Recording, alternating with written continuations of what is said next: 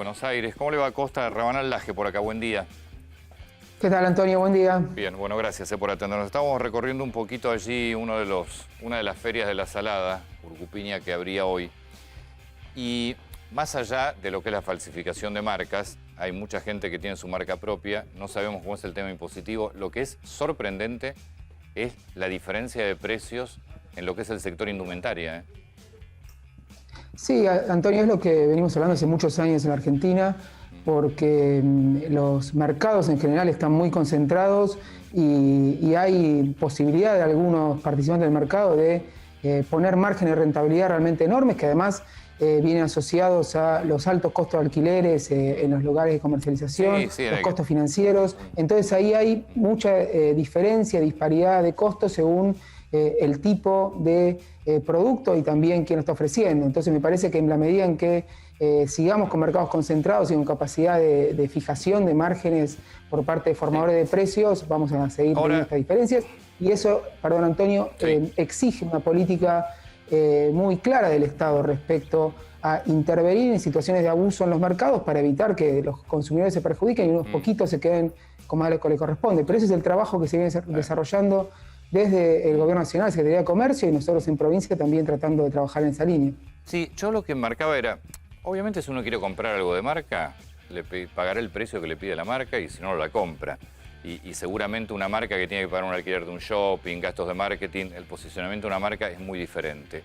Incluso hasta la calidad de ropa es diferente, está bien.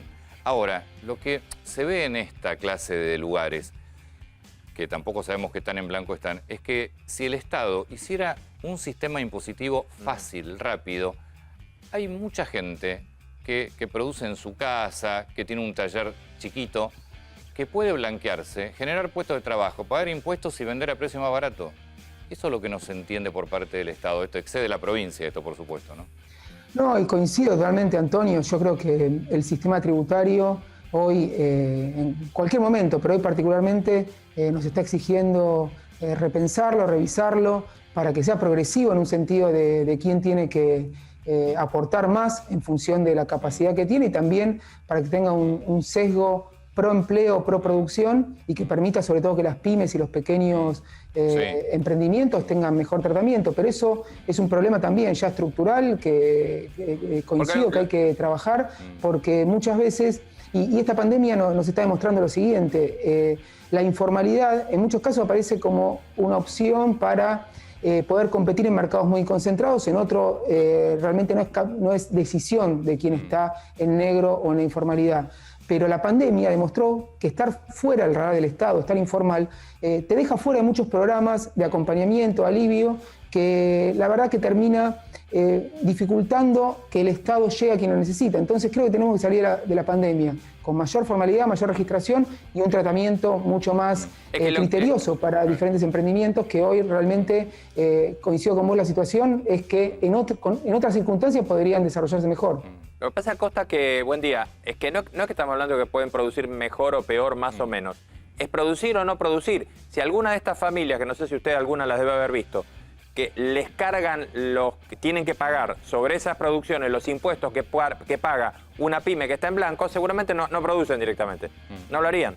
Pues tienen que hacerse cargo de 15, 20 impuestos distintos, no lo harían.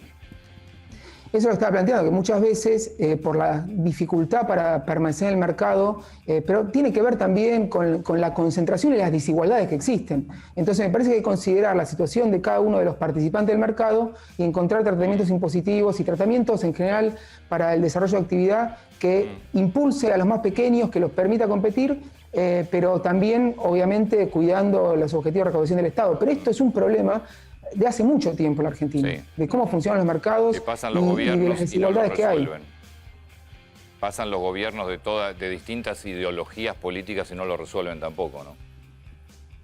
Coincido, pero ahí tenemos que tener un consenso respecto al tipo de funcionamiento que queremos en los mercados, porque después, vos, Antonio, recordarás, yo cuando era secretario de Comercio tuvimos muchas discusiones públicas y debates respecto a qué tipo de instrumento necesita el Estado para evitar, por ejemplo, que quien concentra el 80% de una góndola con diferentes marcas se aproveche de esa situación para eliminar la competencia y para cobrar más caro. Entonces ahí tiene que estar el Estado interviniendo. Ahora, cuando el Estado intenta meterse irregular, aparecen, pero es un Estado antiempresa, ¿por qué persigue a los que quieren invertir? Y es un equilibrio muy justo que hay que tener, pero sobre todo hay que tener consenso. Y creo que el consenso, y lo vamos a alcanzar muy fácil, es que hoy los mercados funcionando así no les sirven a nadie.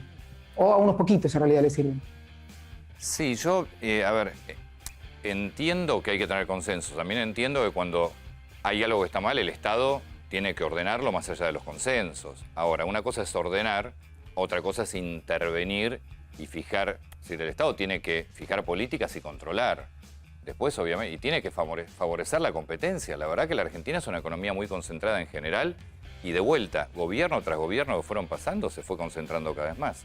Esto, más allá de esto que o sea, la concentración es un problema no solo de Argentina, sino de la mayor parte del mundo, pero acá tiene particularidades que hacen que tenga un tratamiento especial por parte del Estado. Pero por eso, Antonio, yo lo que digo es que cada vez que se intenta, por ejemplo, ley de góndolas, ¿no? Que es algo que es un instrumento. No, pero eso no reconoce la realidad comercial. ¿Por qué vamos a poner empresas pymes que no compra nadie lo que producen? Bueno, todo esto es parte de la discusión. Entonces, cuando vos querés mostrar una mayor democratización del acceso a las góndolas y de mayor cantidad de pymes pudiendo vender, aparecen las discusiones, las resistencias, porque obviamente cualquier medida del Estado, vos lo decías, cualquier medida que tome el Estado, no interviniendo, marcando regulaciones o cambiando la situación, hay quienes se benefician, que si está bien hecha la medida deberían ser los más vulnerables, los que menos capacidad tienen, y los que se perjudican relativamente, que son los que tienen más poder, obviamente se resisten. Pero bueno, esto me parece que es parte del debate, tenemos que dar como sociedad y este Estado siempre va a pensar los que menos tienen y los que más dificultades tienen.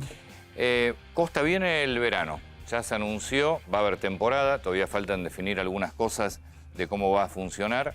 ¿Qué expectativas tienen ustedes de lo que puede ser fundamentalmente la costa, más allá de que la provincia tiene otros lugares, pero la costa es donde más se concentra y tal vez el lugar más riesgoso? Bueno, primero que va a ser una temporada absolutamente atípica porque se va a dar en un contexto de pandemia como no experimentamos nunca.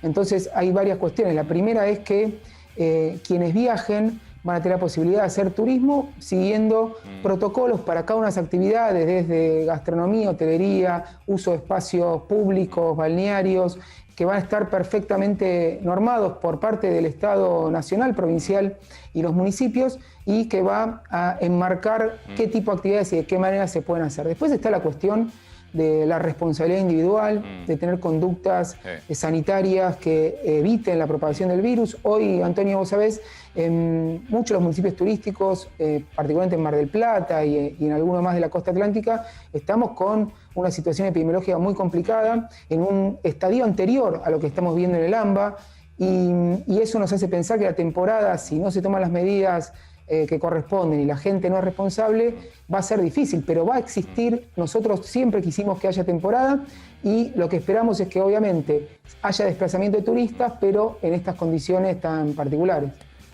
Costa, uno de los temas que más ruido hizo ayer cuando se anunció, o después de que se anunció el tema de que iba a haber temporada, es que no va a haber espectáculos. Ahora, hay algunos sectores que dicen todavía seguimos negociando.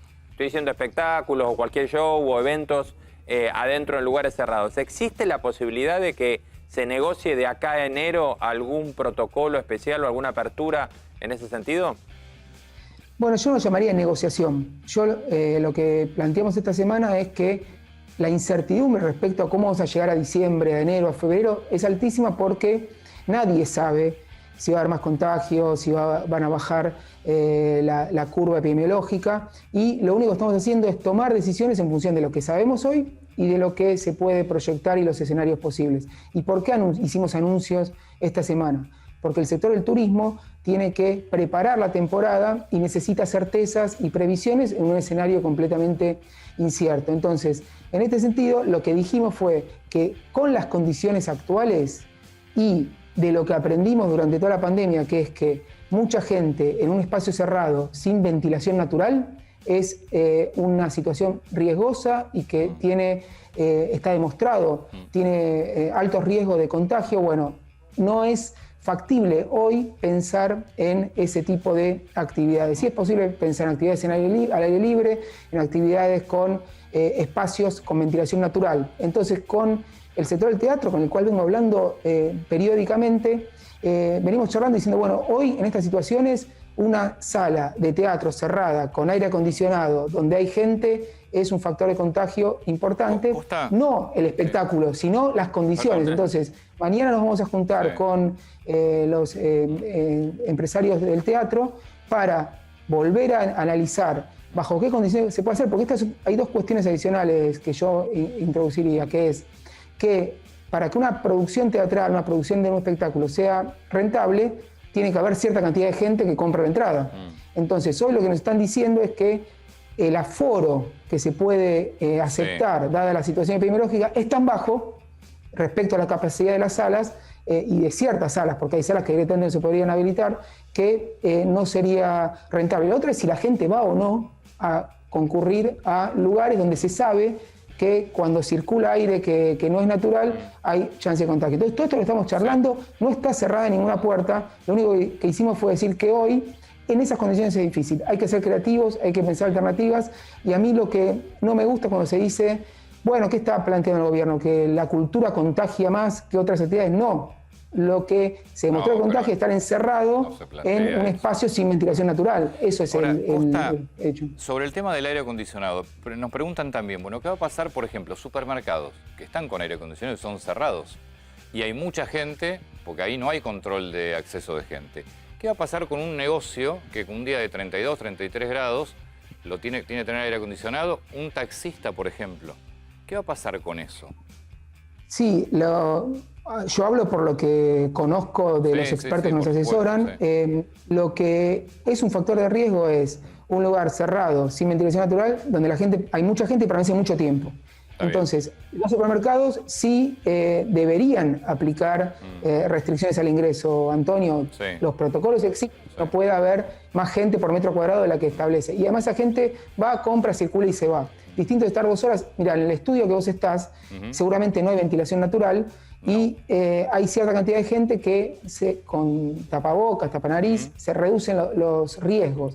Ahora, si metemos 100 personas en tu estudio y es un problemón. No, a ver, yo pero lo entiendo perfectamente, por eso te preguntaba, te trasladaba preguntas en realidad del comerciante chico, del taxista. ¿Se entiende? Bueno, el taxista claramente tiene que tener las ventanas abiertas y tiene que hacer que circule el aire. Sí, tenemos que entender que no son caprichos, no son decisiones arbitrarias, son cuestiones básicas que se fueron aprendiendo. Y vos fíjate también que incluso la Organización Mundial de la Salud fue yendo y viniendo respecto a recomendaciones. ¿Acordás que al principio ni siquiera recomendaba el uso de tapaboca-nariz y después lo recomendó? Esto respecto a la circulación del aire está demostrado y por eso lo fuimos aprendiendo. Entonces, yo igual soy muy optimista respecto a poder encontrar un esquema creativo con el sector de espectáculos para que pueda haber algún tipo de actividad, para que sirva para el sector, para que sea atractivo para los turistas, pero cuidando la salud de la gente. Acá de lo que se trata es de cuidar la salud de la gente. Te hago una última pregunta. A 7 meses del inicio de la cuarentena, después distintas restricciones con otros nombres, cuando hay reunión, obviamente vos sos una de las personas de mayor confianza del gobernador Kicillof. Cuando se reúnen con el Ministerio de Salud, ¿qué lectura hacen de estos 7 meses? Entiendo que es con el diario del lunes también, que se tomaron todas las medidas adecuadas, que hubo equivocaciones, tenemos 1 millón de contagios. Bueno, los contrafácticos siempre son difíciles y nunca es posible decir si se hacía tal cosa era mejor, pero yo lo que estoy seguro, y lo charlo mucho con el gobernador y con el gabinete, es que cuando llegamos el sistema de salud de la provincia de Buenos Aires estaba muy deteriorado, muy desatendido, muy abandonado. Había 850 camas en toda la provincia de terapia intensiva y hoy tenemos 2.000. Y esa posibilidad se logró porque se aplicaron medidas que nos dieron tiempo para poder fortalecer el sistema sanitario. Y hoy hay menos, pero en un momento hubo 1.400, 1.300 internados en terapias intensivas. Imagínate, Antonio, si no generábamos esa ampliación. Y todo esto no se podía hacer de un día para el otro. Mucha gente se hubiese quedado sin atención, lo que quiere decir se hubiese muerto. Y hoy pudo tener atención porque se ganó tiempo. Después, la cantidad de aperturas y el tiempo en el cual se fueron reactivando las actividades tiene que ver con evaluaciones periódicas, que hoy la provincia está el 90% o más de las actividades en condiciones de funcionar, y después uno analiza lo que pasa en el resto del mundo, y en todos los países hubo un fuerte impacto económico, y nosotros también, por las condiciones en las que veníamos, ya de una economía muy deteriorada, probablemente arrastramos también parte de ese impacto. Entonces, acá siempre hay que ser autocrítico. Yo coincido con vos que hay que hacer una lectura lo más sensata y rigurosa posible de lo que se hizo, sobre todo para poder seguir para adelante, pero en las condiciones que estamos entiendo que las medidas fueron efectivas y cumplieron los objetivos. Sí. Costa, muchas gracias, muy atento. No, gracias a ustedes, un abrazo grande. Muchas gracias. El ministro de Producción de la provincia de Buenos Aires. Yo, que Alberto Fernández lo llevo hacia el lado de la nación. A Costa. Sí. Yo lo llevo para mí me parece un funcionario realmente, me parece un tipo muy criterioso. Entiendo que para Kicillof es una pieza importante. Yo, presidente, lo llevo a la nación.